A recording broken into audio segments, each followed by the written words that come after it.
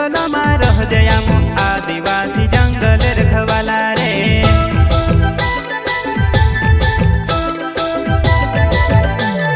चल जंगल जमीन काजे पूजे रे आदिवासी दुनिया ने रखवाला रे। बाप देव खतरी काजे पूजे रे आदिवासी सबसे निराला रे।